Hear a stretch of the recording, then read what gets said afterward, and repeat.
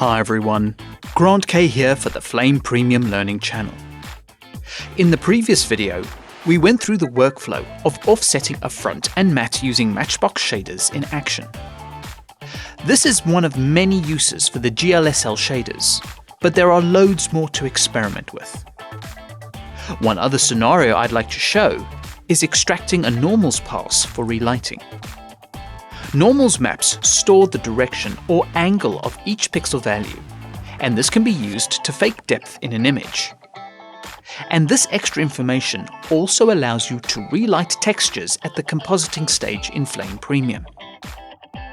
Now, normals maps are usually created as render passes coming from CGI. However, you don't typically get a normals pass when it comes to live action media.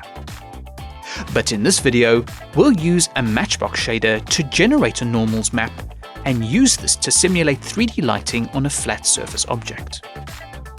If you would like to follow along, please click the link in the YouTube description to download the media. Alternatively, if you are watching the podcast version of this video, then type the link displayed in your web browser. So go ahead and build this action composite in batch. The key was done in advance to save time. Now call up the action controls and switch over to a dual screen view with Alt-2. Go to frame 26 where the dancer's face is in focus.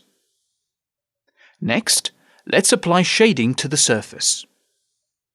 Go to the Action Bin menu and locate the light node in the node bin. Drag the light into the composite and start moving it around the 3D scene. The shading is influenced by the light's position in 3D space. But shining a light on a physically flat surface will obviously result in flat lighting. So currently, the light is respecting the three-dimensional aspect of the compositing environment. However, any depth that may have been established when shooting the live action media is unknown. Action only sees a flat surface that is textured with an image. In order to make the lighting react more with the contents of the texture, you could use a normals map to assign directional values to each of the texture's pixels.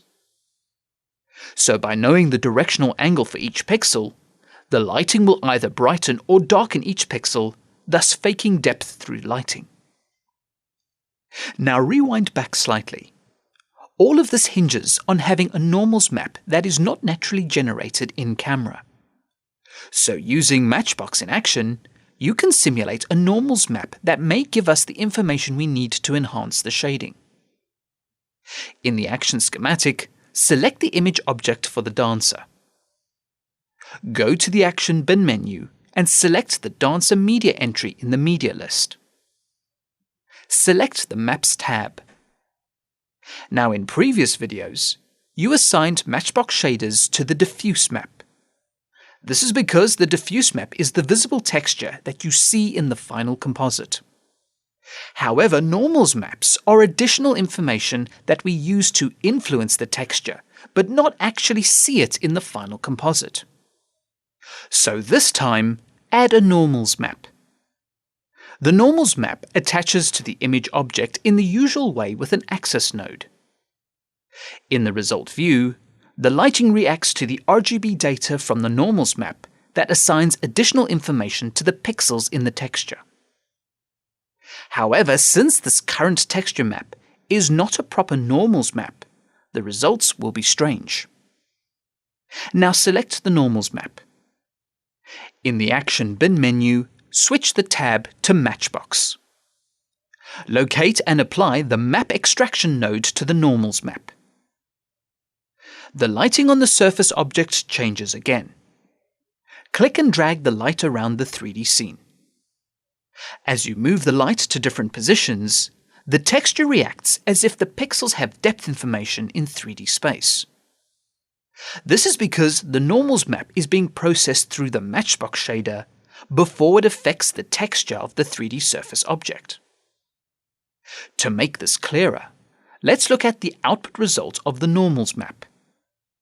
Select the normals map and hover over the result view. Press F8 for the texture map output.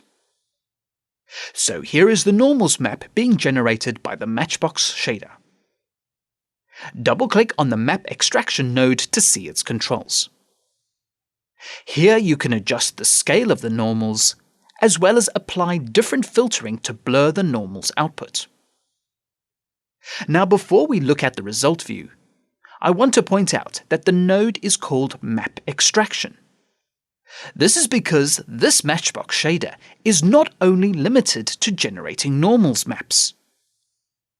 Clicking the output type, you can choose from different outputs that you may find handy for a variety of image processing effects. But as a reminder, the default setting is normals. Now hover over the object view and press F4 for the result view. When you move the light around again, the shading will react to whatever settings you made to the normals in the Matchbox node. You can still make adjustments to the Map Extraction shader while seeing the result as a context. One extra tip is that if you wanted to only use the normals map on a portion of the texture, you can use a 3D shape with projection to isolate the area and then apply the normals map to the 3D shape. With a bit of softness on the 3D shape, you can blend it in quite nicely. So extracting the normals with the Matchbox shader can be handy for lots of lighting situations. To conclude this video, there are a few points that I would like to reiterate. Firstly, the flat surface object is not physically deforming as a result of the normals map. This is simply an optical illusion. To physically deform or displace 3D geometry, you can use the displacement map or deform node in action. Secondly, the Matchbox normals map is generated from what it sees in the texture and not true depth information. So there is no guarantee it will give you a perfect result compared to a normals map intentionally generated with CGI render passes.